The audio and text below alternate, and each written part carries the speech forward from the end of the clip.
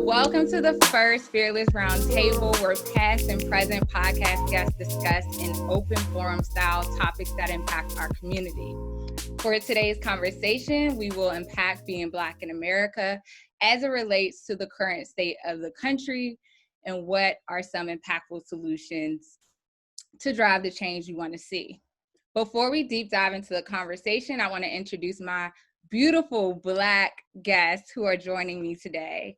We have Della Yoder, Chris Lubin, Jeff Johnson, Nadia Sasso, Tola Lual, and Bianca Jonti.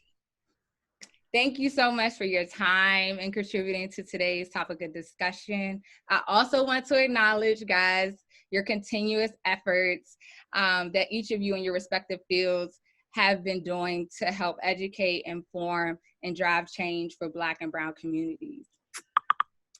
So, as mentioned earlier, this is an open forum format. So, I will be leading the discussion as in discussing our prompts, but I want us to dissect and discuss each of the prompts in an open style. So, before we get started, I want to do a wellness check because Black mental health is really important to me, and I know it's important to a lot of you. And what we're dealing with right now is 4 epidemics. We're dealing with COVID-19, systematic racism, police brutality, and generational trauma. So while we wake up every day to images and voices of Black lives being taken by the police, being hung from trees, on the news and on our social media feeds, I think we just need to take a moment. And I just want to ask you guys, one, are you okay? How are you coping with what's going on? What are you doing to take care of yourselves during this time?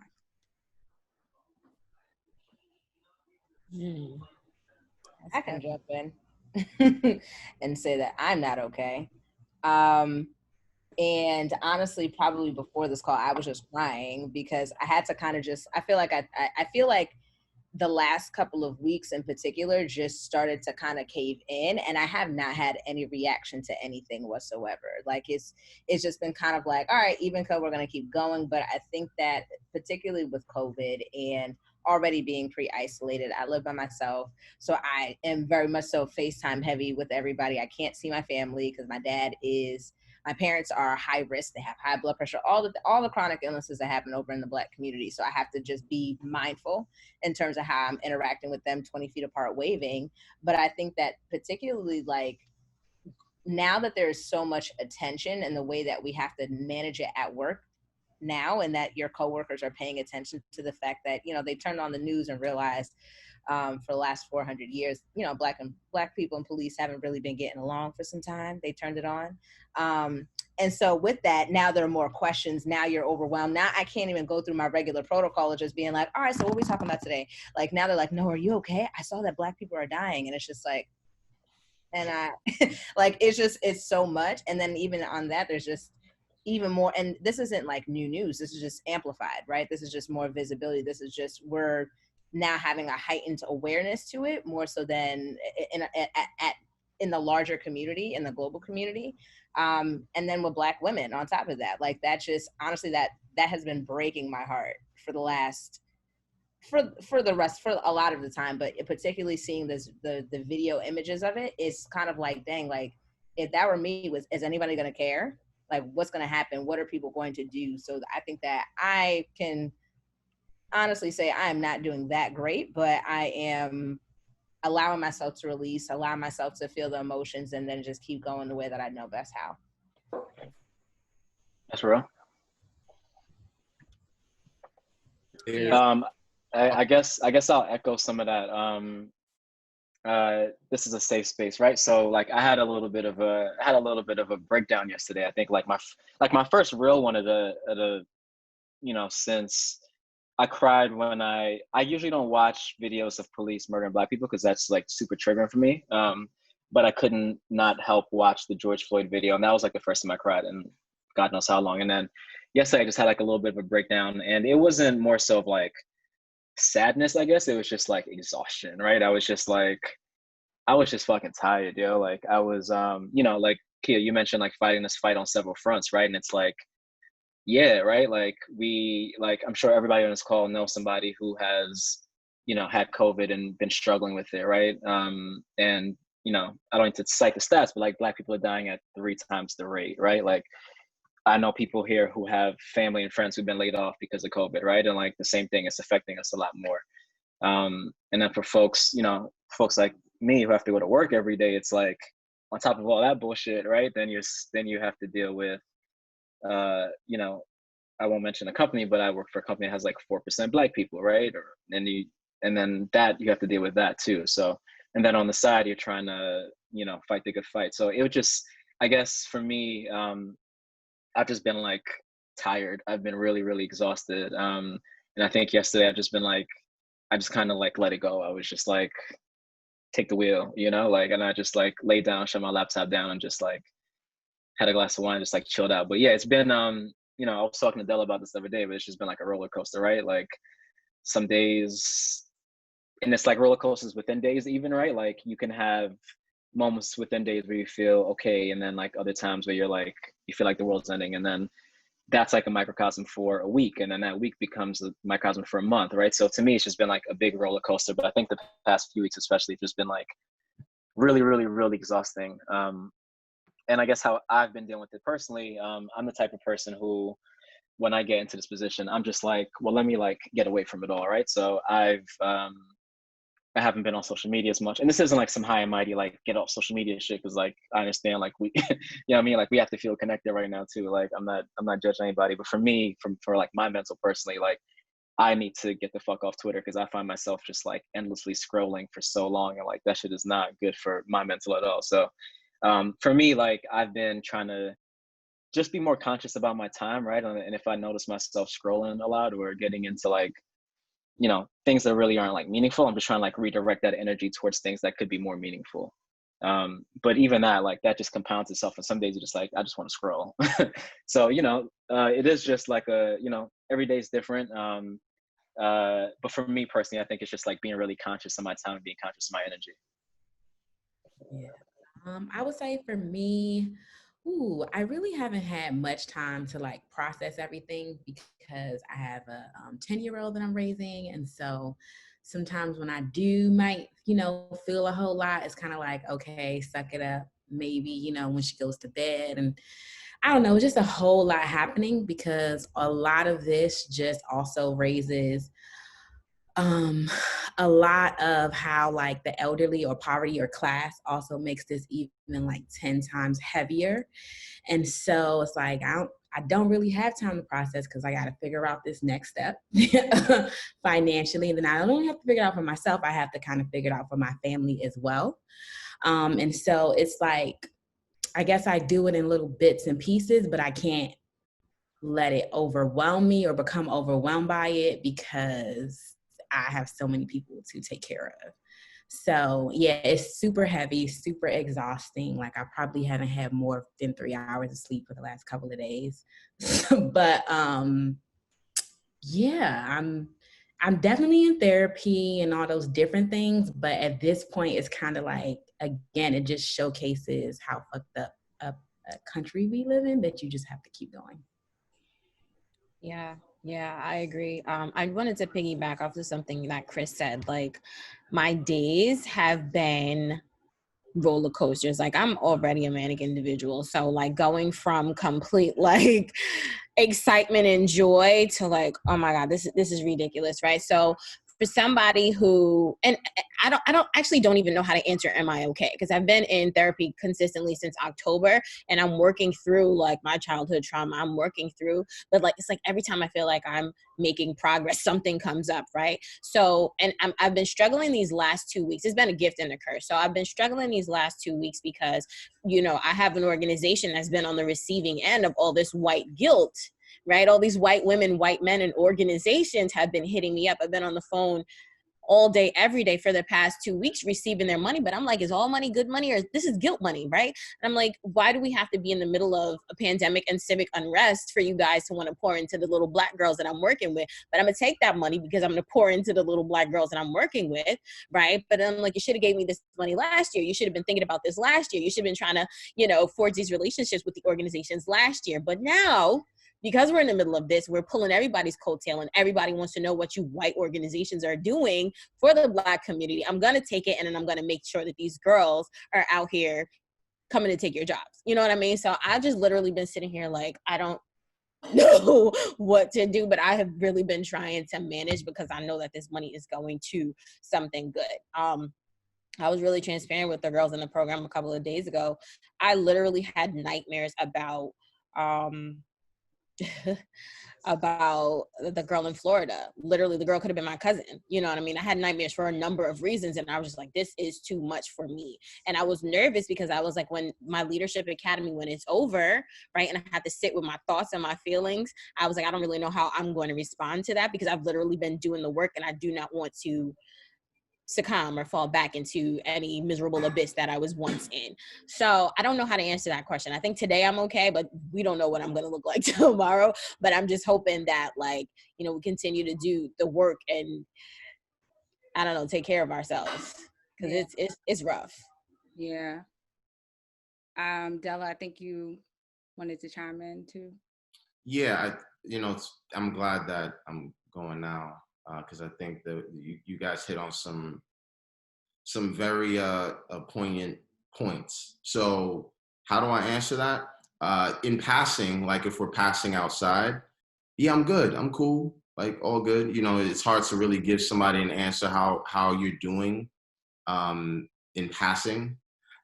In a seated space, obviously we could be better. I think there's a lot of straw breaking the camel's back. If any, some of these scenarios aren't new.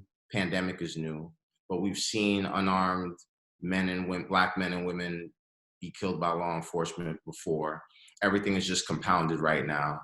So I'm taking it day by day, trying to focus on what I can control, which is the 24 hours that are in front of me.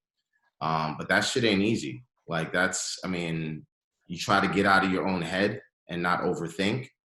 Got to put the phone down when you need to. Got to keep off the timeline when you need to. And I love Twitter. Twitter's like my CNN over CNN because I feel like I could get news and decipher and then go to Google and use my own common sense. I put it all in a pot and I make my decision. But certain timelines I gotta keep off of. And even posting stories on Instagram, a part of me like wants to keep the foot on the gas and remind people that, hey, Breonna Taylor's killers are still out, stuff like that. But then I'm also like, man, it feels like a lot to keep saying this, but it's not being said enough.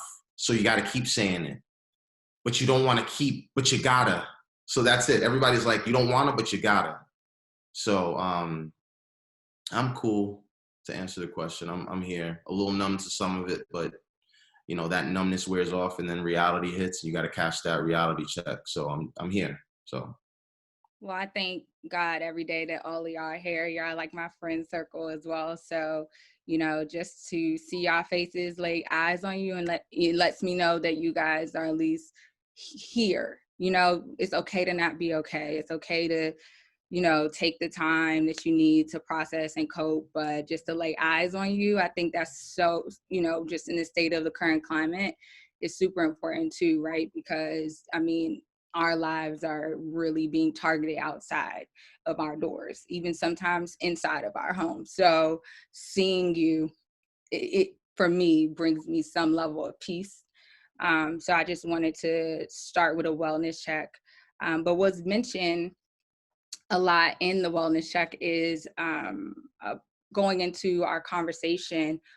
In 1962, Malcolm X said, the most disrespected person in America is the Black woman. The most unprotected person in America is the Black woman. The most neglected person in America is the Black woman. And centuries later, we're still advocating for Black women, protect Black women. And so the question that I pose to you guys is, what does protecting Black women entail?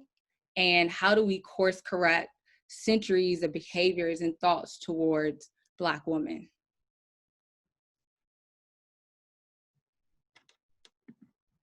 I don't want to go first because I feel like I shouldn't, but then I feel like I should because it's primarily on us.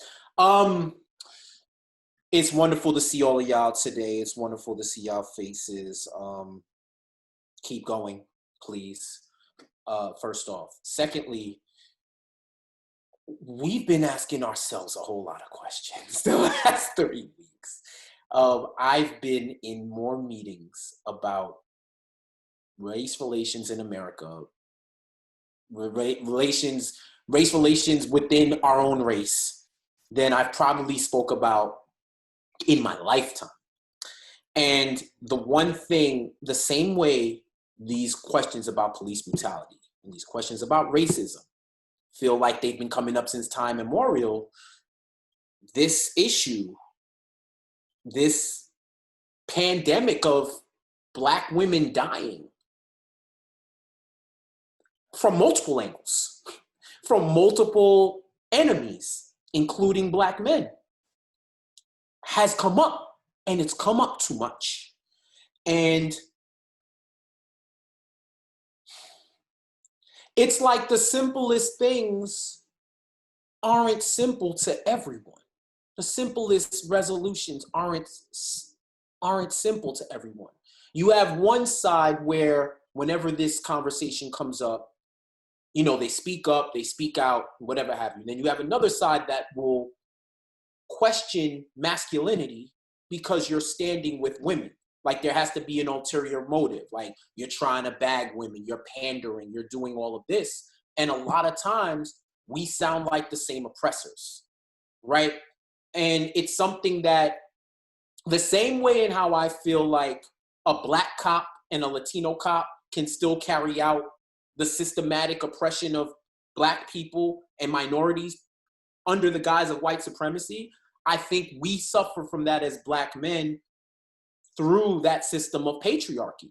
And men and women, we've been indoctrinated through all of these things. And I focus on us because we got to protect our own before we, you know, not on some Black on Black crime shit, because we know that's a farce, but in terms of our Black society and our like protecting, like if we're the men that a lot of these dudes claim that they are, we have to start at home. We have to protect Black women. We literally have to protect them at all costs.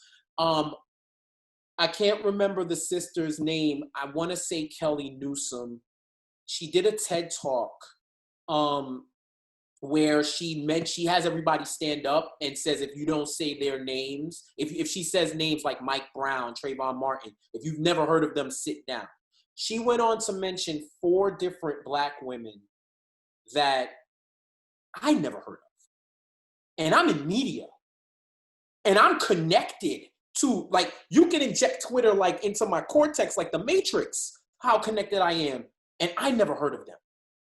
And that's where it starts, where it feels like there's an erasure of Black women, or in the priority levels, it's always like a afterthought instead of a main thought. Ideally, we would all be on the equal level of thought, but somehow that has to balance out. So I think if you talk about solutions, we got to work on the next generation. Engagement with women on all levels, from a romantic perspective, from a general fucking respect perspective, from all of that. We have to do that. Then we gotta work simultaneously on people, because I don't feel like there are some people that are lost causes, but I feel like you have to start having those conversations in your group chats, in the barbershops. Yes, I know barbers lie. Everybody lies in the barbershop, but you got to inject some truth in there. You have to continue to have these conversations. You have to overcompensate for the underappreciation of Black women. And that means continuing to push the names, continuing to educate yourself, admitting when you're wrong and that you're not perfect as a man, and not taking it as a hit dog that's hollering. It's a lot of work that we got to do internally, and we got to be able to do the work while promoting that sense that Black women should be protected, and things aren't right in order to tip the scales. Because if we wait until shit is perfect, then y'all are going to be extinct. Straight up. So I don't have all the answers, but the same way how we're expecting white people to figure it out on their own and to do the work and to do the research, we got to start doing it too. We got to start doing, we're all complicit, and we got to start doing, as men, we're all complicit, and we got to start doing the work. So I don't know if I answered your question, Kia, but I tried. No, I appreciate it. I appreciate the context, the perspective. I wanted to open the floor and see if anybody else wanted to chime in on this. Yeah, absolutely. I don't know how, we suggest that people start protecting Black women, but what I will say is from, just the perspective of like protecting the Black youth, I'm like, how do we even start there, right? So for people to be harassing Darnella Frazier, the young lady who taped the George Floyd death, right? I was just like, well, damn, how do we, cocoon her right now? 17 years old and you're being harassed by these crazy people. Like, how do we even start there and cocoon the youth, right? So I'm like, okay, well, what can Girl Wonder do? How do we reach out? What do we create that gives her this environment of safety? Because she does not feel safe right now. And also, like, when I saw that question, I thought about it, I was like, this is so much deeper than anything that we could even come up with, because I think it has a lot to do with men and like their relationships with their mothers. Because if you don't have a good relationship with your mother or the women in your family, you're not going to respect women in general. So how do we even actually, that's pretty broad, right? That's really broad, but it could be a thing. It could be adding to how men approach women of color.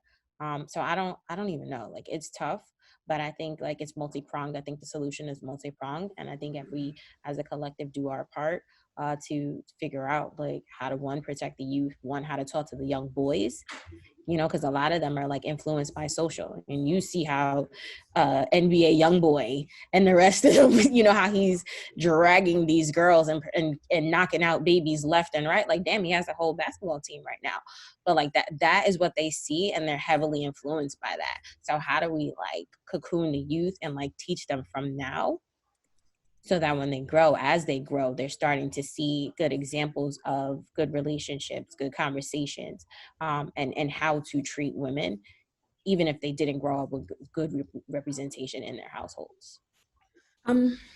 I think there's some simple things, and then there's some more complex things, as Tola mentioned, and Jeff.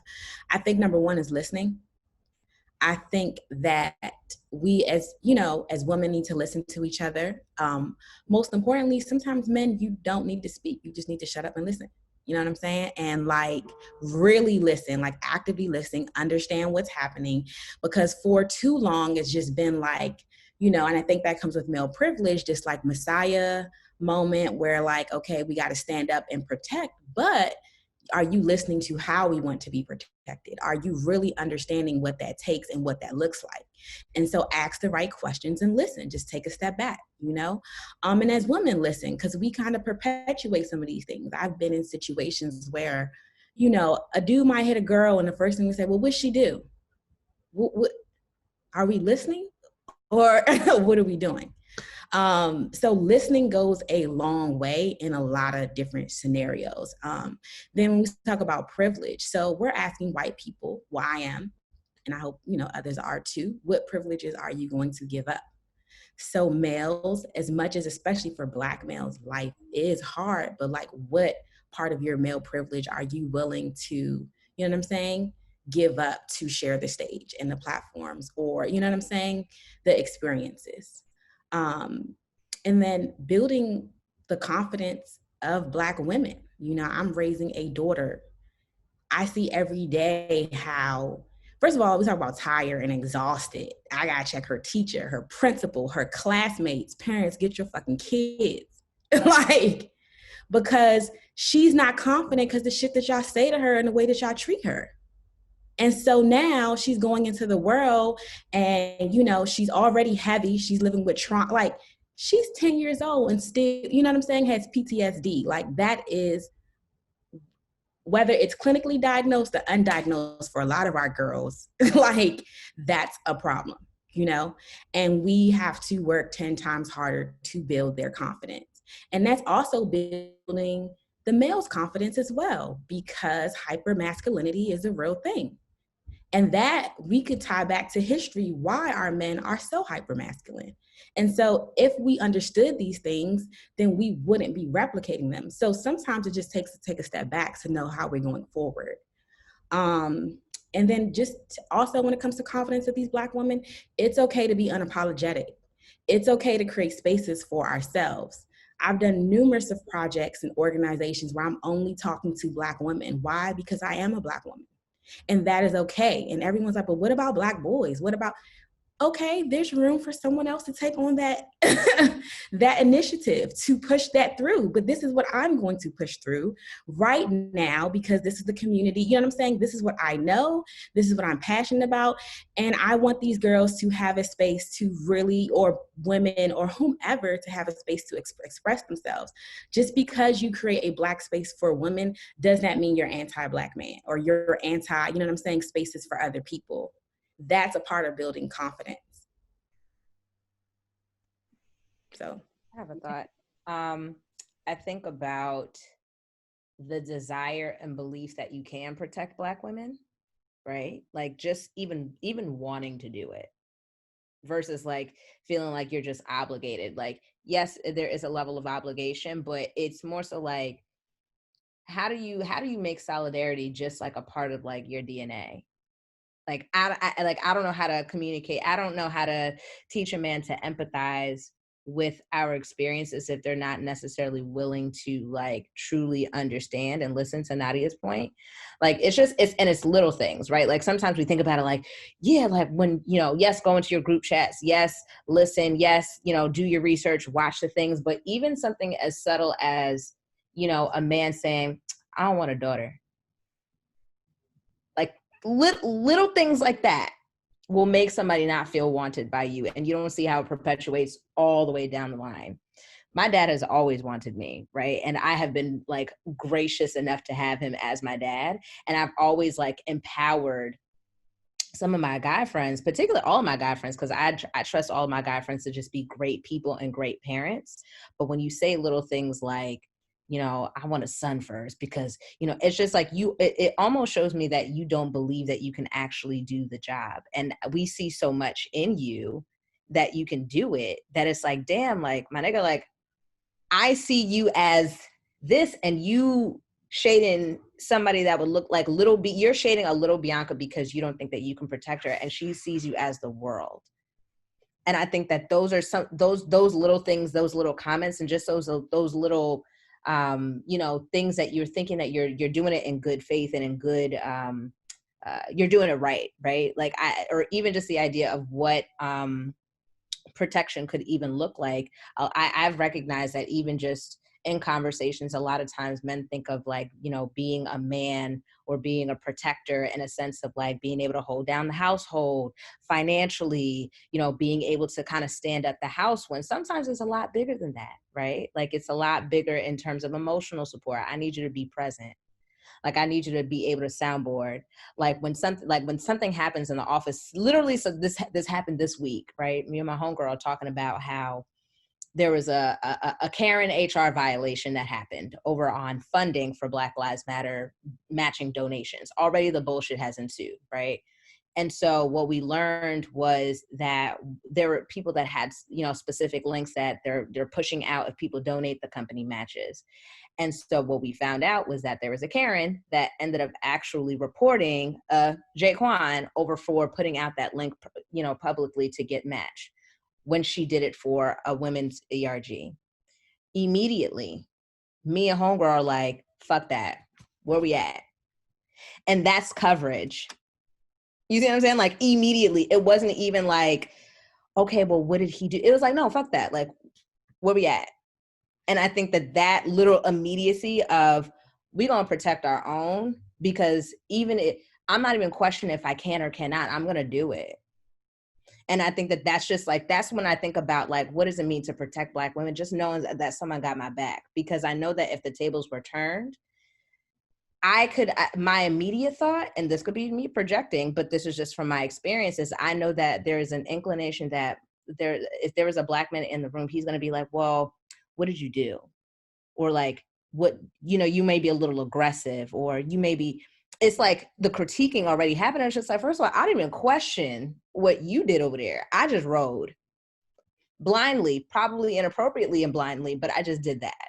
So I think about just like those little subtle nuances that maybe we don't even pay attention to, of just wanting to be ingrained in that relationship of protecting Black women, because we've been protecting y'all. Y'all have never had to question it. It's never been something that it's like, dang, is Shorty gonna be there? You already know Shorty riding. Like, you don't even have to think twice. So when I think about protecting Black women, I think it's a little bit deeper than just, again, like, it's deeper than just, some of the things that we think about are overcomplicating it, but just the desire to want to do it. Yeah, I think everybody touched on a lot of different actionable items for protecting Black women. I think it's very important that you mentioned, Bianca, emotional support, because I think a lot of times as men, you're conditioned to just, like you said, provide financially, or what it is to deem to be masculine or being a male. But it was always this saying when I was growing up that, behind every man is a good, a good Black woman, or behind every Black man is a good Black woman. It's like, but who's behind us? To that point, but then who's holding us down?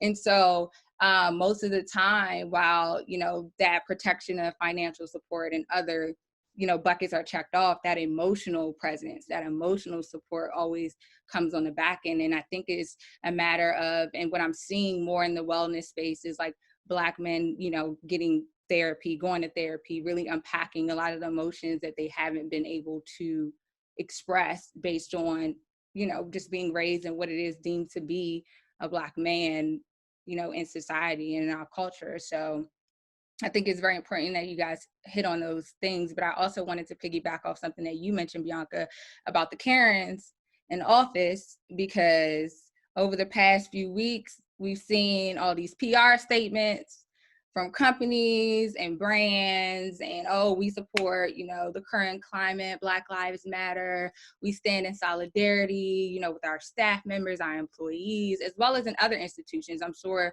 academia, universities have been releasing these statements. And while that's a good starting point, there's so much more that needs to be done. And so I wanted to ask you guys, like, is it the Black employee, the Black entrepreneur, the Black parent, the Black friend's responsibility to educate, inform, provide resources for our non-Black counterparts on solutions to systematic racism? Kia, I'm gonna jump in super quick, and I think it's gonna be a semi unpopular opinion. So I wanted to. No. I know. I'm a teacher, so I get it. To educate the people. It's twofold for me, right? Like, and I'm gonna use this analogy. I used it the other day. So you go to a restaurant and you order a steak, and the waiter or the waitress just takes your order to the back and gets that steak done. Doesn't ask you if you want it well, medium, rare. You've just trusted this person to go cook your steak. And then they bring this well done, charred piece of meat back, and you're like, dog, like I actually wanted this medium plus, like you didn't even ask. I hate that we have to do double work. I hate that we have to wear multiple hats. I think there's a level of direction that we need to give in order to get things done right. What does right mean? What's the definition of right? That's subjective, completely subjective, right? But I hate that we have to do the work that they should already know how to do. But if there's anything I learned in management and in leadership, a lot of your job is making sure people do their job. I don't think I'm 100% right when I say this. I actually hate that I'm saying this, because people should have the level of empathy, EQ, to understand, well, you should handle them how you handled the LGBTQ plus movement. Handle them, us, how you handled the Me Too movement. Equality of voice. Like, you should have that. It should go off. Like, this is how we should handle our fellow humans, right? But it just doesn't click that way, and it sucks. So I do believe that there is a level that we need to handhold, but we're not doing their job. Like, And I don't completely agree with me, but if I'm in that role, I know that I don't want my steak cooked the way you don't season my shit the way you season your food. I know how I want my food cooked, right? So I'm going to give you a little insight, a little direction on how to get this done. So yeah, so sorry, that's my unpopular opinion, but we're back. Let me drink some water. To that point, I think it's okay to vocalize and say, here's the insight. Boop, gave it to you. But don't keep texting my phone, hitting me in the Slacks, asking me, you know, what should I be reading, what articles, because to be completely honest, our ancestors had to teach themselves how to read. Our ancestors had to figure out how to get from south to north, you know, to get to freedom. We didn't, you know, we had to figure that out ourselves. And even now, it's like you have Google, you got a lot of different resources to help you to get to where you want to make the most impact on the movement and what we're doing. And my thought process, and this could be unpopular opinion, is why do I have to now be the solution to the problem that you have created? Why can't you take what insight I'm giving you in order to come up with some tactical strategies and you know, solutions to help be a part of this movement and how you fit into this movement in whatever way you think you can contribute the most effectively. But I want to say something that I forgot too. It's super duper quick. There's a lot of great strategies and plans that get implemented, but they fall apart because the structure isn't there. And I think the biggest things that a company can do that really wants to change is to create the structure, which means even in a corporate role, in a corporate realm, the mentorship of someone who is a Black person who understands what these employees are going through, that is in the leadership, because it always starts from the top down, right? Because once you get that structure in place, you could create the strongest strategy, that shit could fall apart because there wasn't anything to hold it up. If you put that structure in place, then these strategies suddenly don't have to lie on the hands of the coordinators, assistants, managers, even some of the directors. Like, you put the blame on or shoulder some of that work on someone from a very senior level and give them the power to lead. That was the last point I wanted to make. So, you know, there's a lot of content right now, right? Like, companies, they're scared for their lives right now, right? They're foolish.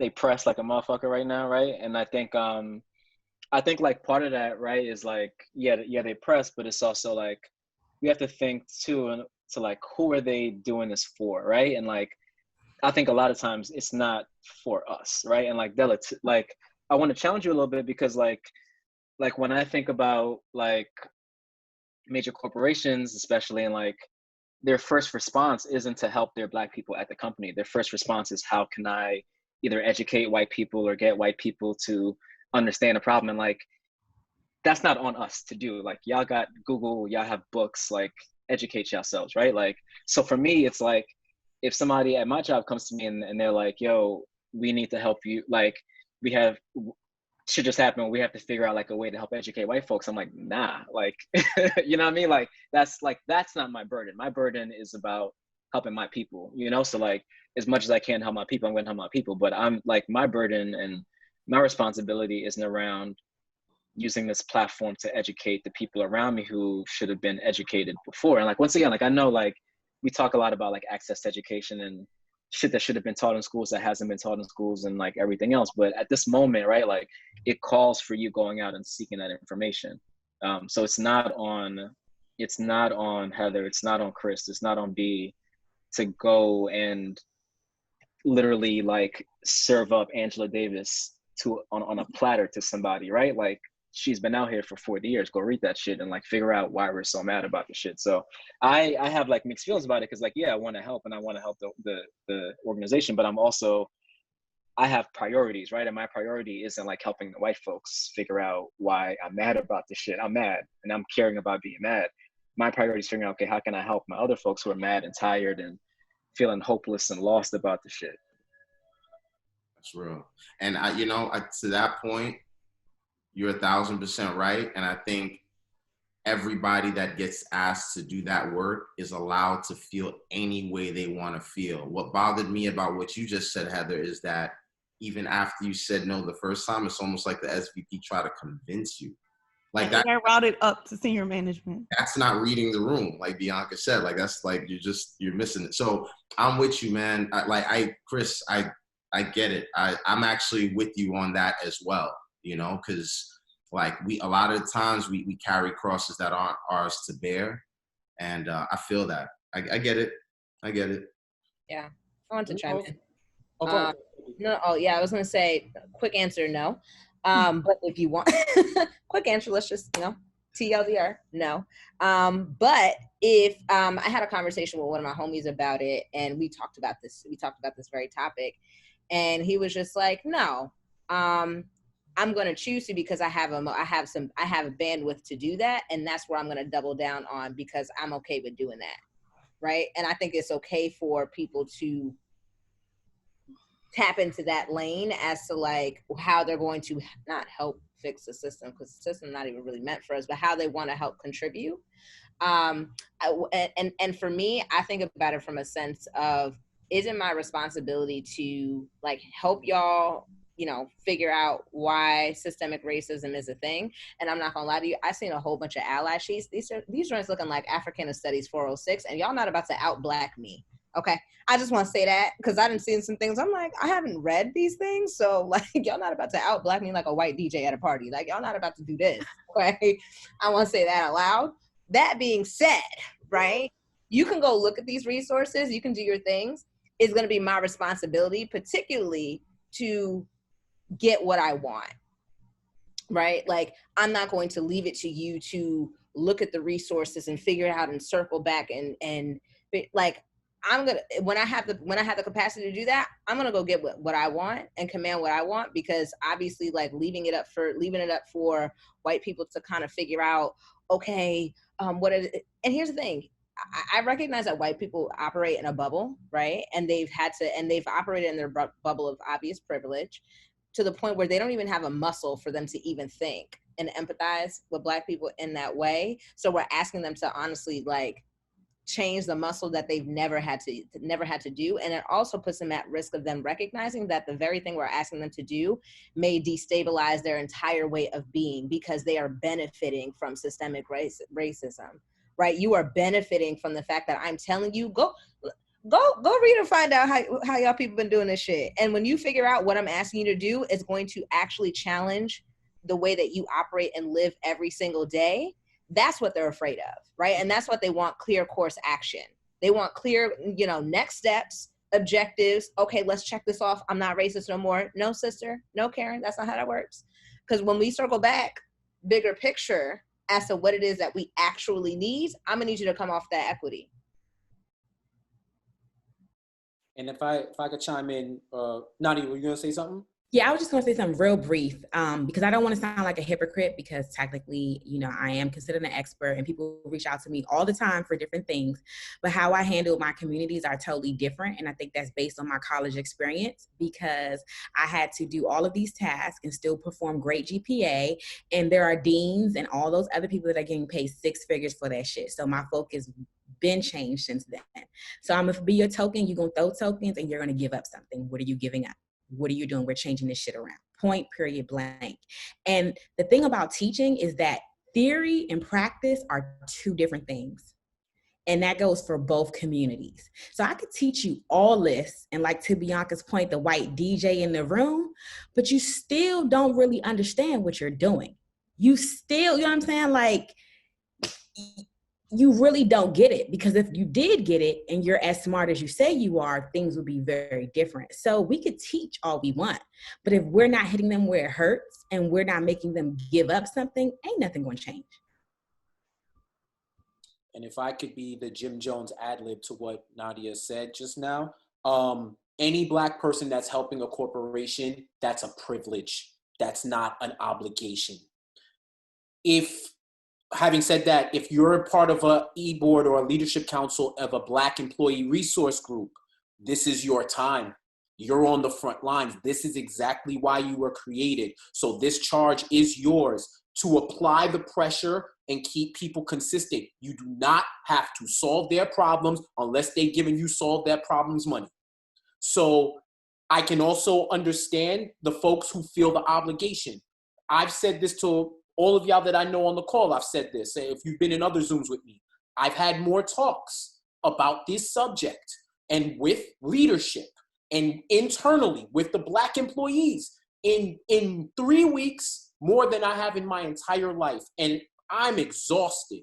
But I know personally, I got to keep going because I'm on a Black ERG, so I know this is why I'm here. But don't get it twisted. We all don't got to do that. We all don't got to do that. I would say we are at a watershed moment in this time where I think Black people have the most momentum and power to get shit done, probably in our lifetimes. So when sports comes back, when the movies start shooting again, we don't have the luxury of distraction. We got to keep going.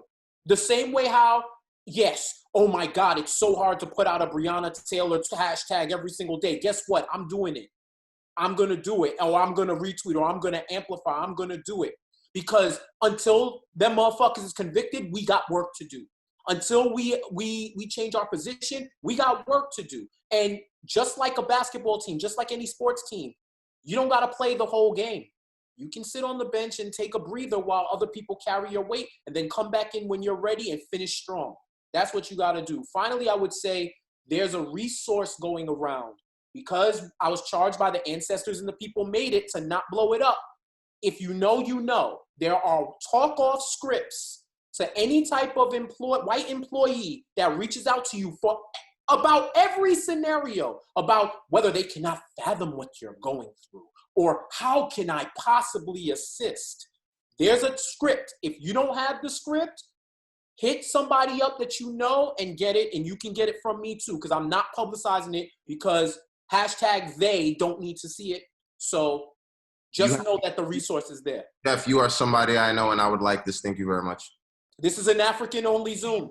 This is an African-only Zoom. Double that. So, double that. And into the email chain. I got y'all. I know we are at the time because I know y'all, I'm trying to respect y'all time.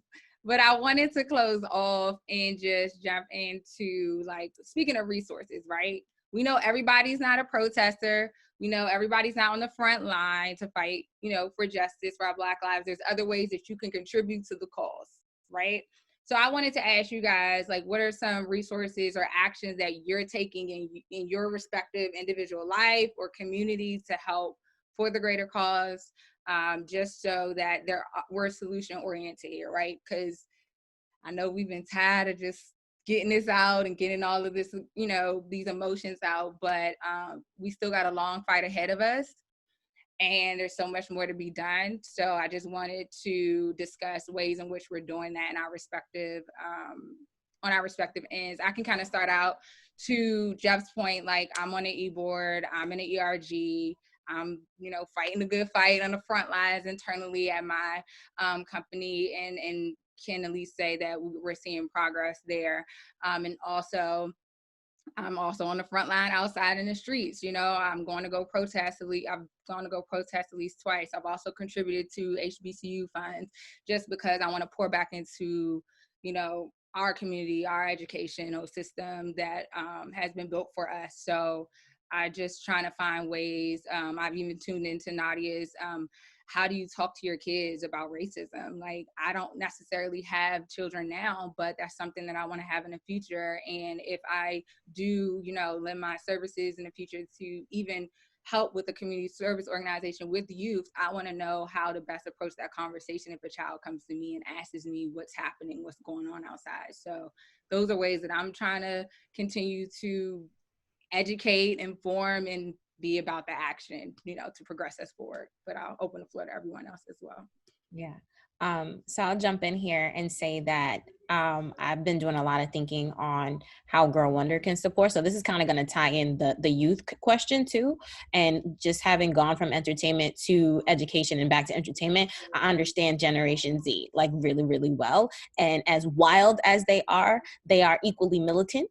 right? And they are so anti-corporate structure, anything. So these kids are outside on the front line as well. Anything that challenges their freedom of creativity, freedom of speech, freedom of anything, they're going against it. And this, they are literally on the front lines with the rest of us millennials and the boomers and Gen X. But like using Girl Wonder, like one of my girls reached out to us today in the group chat from my 2018 class and said she just passed the LSAT. And I was like, holy shit, this is amazing. And she was like, but that's an expensive process. So she put together a fund where she wants to help other Black women. And she gave me some stats on like the number of Black women and lawyers in the country or something like that. And she was like, I'm raising $5,000 to help other girls who are going through this process with those applications. And I'm like, I bet I'm about to drop, $1,500 in that. So helping her help the next generation of Black women leaders is how I'm trying to figure it out. But I'm absolutely going to tap into the youth that I have group relationships with and direct contact with,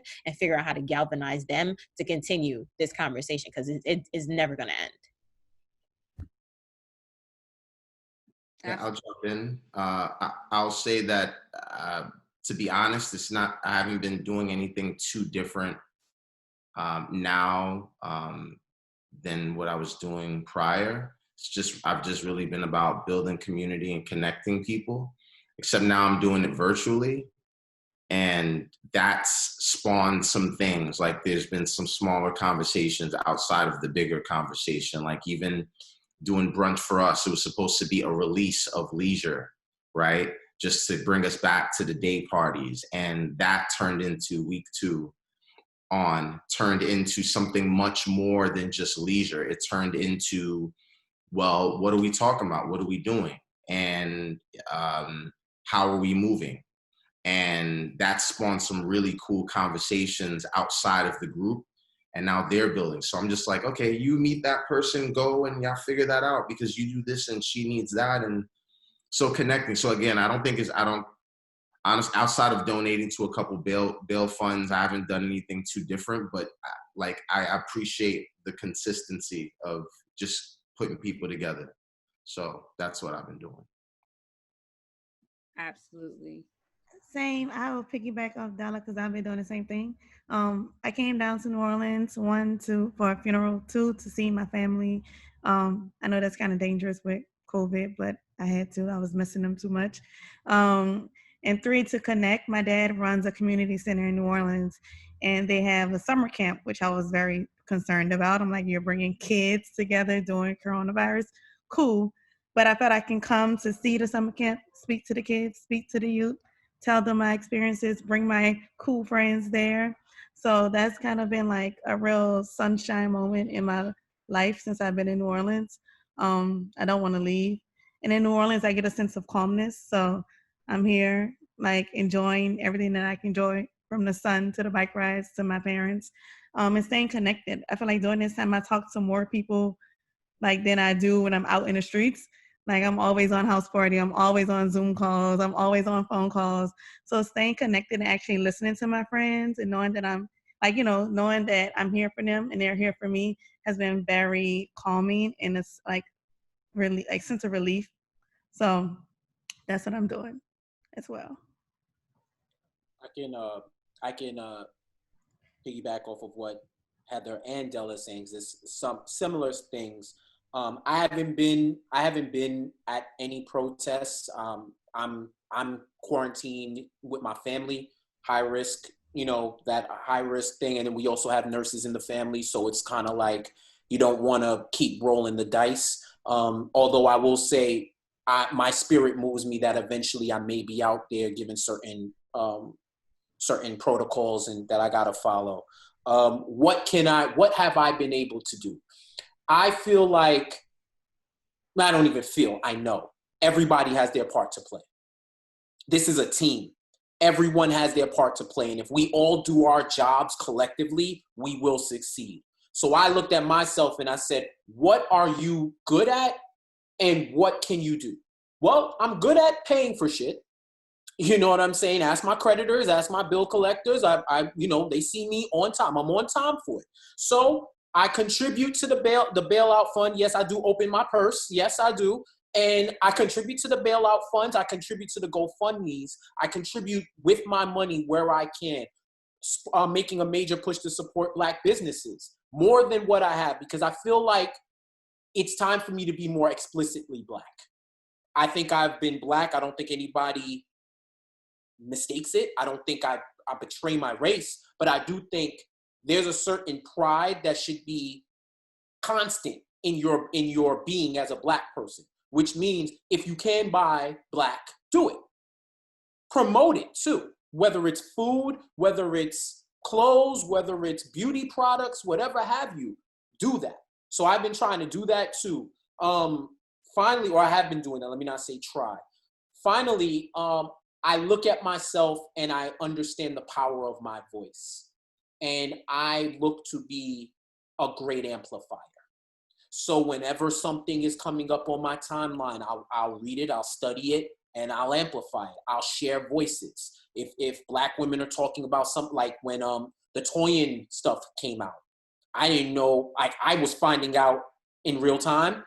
I retweet all the Black women who I trust and who I know are pushing that forward, and did my research and said, okay, when I see certain info, I'm pushing that.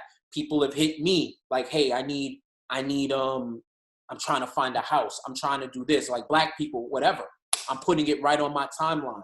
I'm using my creativity, like what I do, to create videos. Like I made a video for white people to tell them how to engage with Black people at this time, and to understand our pain and to understand what we're going through, because I realize we're all fucking tired, but someone got to tell them something. So why not me? Why not use my podcast? Why not use my video platform to talk about the real shit? Because you know what? 20 years from now, I don't want anybody to look back and say, he stayed on the sideline. He was doing frivolous shit. He wasn't really about it. Like, where were you? Where were you? Just like all the people who are going to benefit from the Colin Kaepernicks of the world, from the people who actually sacrificed their livelihoods, and 20 years from now going to front like they were always with him. I want to live in my integrity, and that's living with all my faults and living with my desire and my internal charge to improve myself every day and to be the best that I can be, despite any flaws and every flaw that I have. So I think that's the most, along with talking to people and staying in contact and all of that. So, if I could jump in real quick.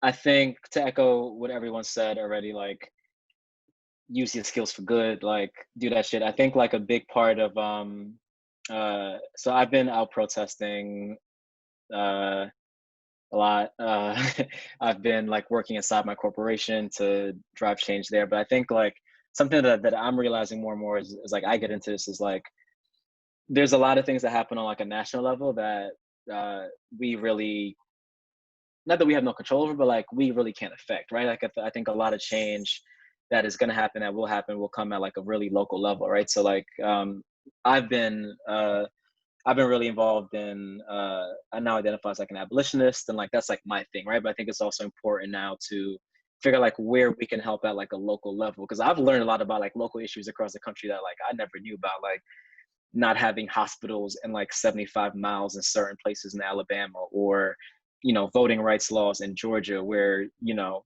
there's 8-hour waits to go vote and shit, right? And like that's stuff that like we can talk about on social media, but it won't happen at like that national level. It has to happen at like a local level, right? So I think as much as you can, right, like we're all from somewhere, right? Like try to find something that you really care about, to Heather's point, like something that you really care about and like a place that you might really care about. I'm from the Bronx. I'm from New York City. You know, there's a lot of shit that we need to fix over here too. So my thing now is like, okay, I've been out protesting. I'm working inside of my corporation to help, and that's like the grand scale of things, right? So like, how can I find something that I really care about and help promote that and try to help drive change at like a really, really local level? Because that's where we can really affect change. It's not really at like a countryside level, but that's gonna happen as a collective, right? But on an individual scale, it's like, how can I drive change in my neighborhood, in my zip code, in my city? And that's what I'm like, my V2 of this, right? It's like, I've been out protesting, power to the people, but my V2 of this now is like, okay, how, like, what change can I affect down the block for me with like that kid that I know. You know what I mean? And that's what I'm doing. I also think that it's very important to echo before we close out is that, voting, this is a voting year. Voting is very important to help impact change and help change laws on a local level and also on a national level. So I do want to make sure that that is said here, that voting is super important. Really understanding your local legislation. I mean, I've just moved here to California a year ago, so I'm just trying to understand, listening to the LAPD open forum for the police, and really getting a grasp of what is happening in this community, because, that is important for who you elect into these positions who are going to help impact the changes that we need to see in legislation and in law. So I did want to say that. I'm going to try to collect all the resources that I can to share out on my platforms via my newsletter. So make sure you subscribe there. And I just want to, again, thank you all so much for taking your time to just have this conversation. I know it's not easy. I know we are exhausted and we are tired, but I know that there's some youth, child, other counterpart that's out there in the world that's listening and will feel inspired to keep pushing on and to keep fighting a good fight based on this conversation, and to know that they're not alone in this fight. So I just wanted to bring you guys together, and I really appreciate your time. Thank you for putting it together. Yeah, shout out to you. Shout out to y'all. Y'all are dope. Shout out to you, Kia. For having us. was late. Wait, time out. Kia, we gonna get a quote? Like, what's up? Like, I know. I get some merch. I'm trying to get. I feel like I need to toss it to one of y'all to get a quote, because I get so many quotes, honey, at the end of the I got you. I got one for you. Della, the quote king. I got one for you. make it good, Della. Make it good. I'm gonna try. Be good to others. Be great to yourself. There we go. There we go. Boom. There we go. Period. That's it. It's your girl, FearlessKea, and we are out.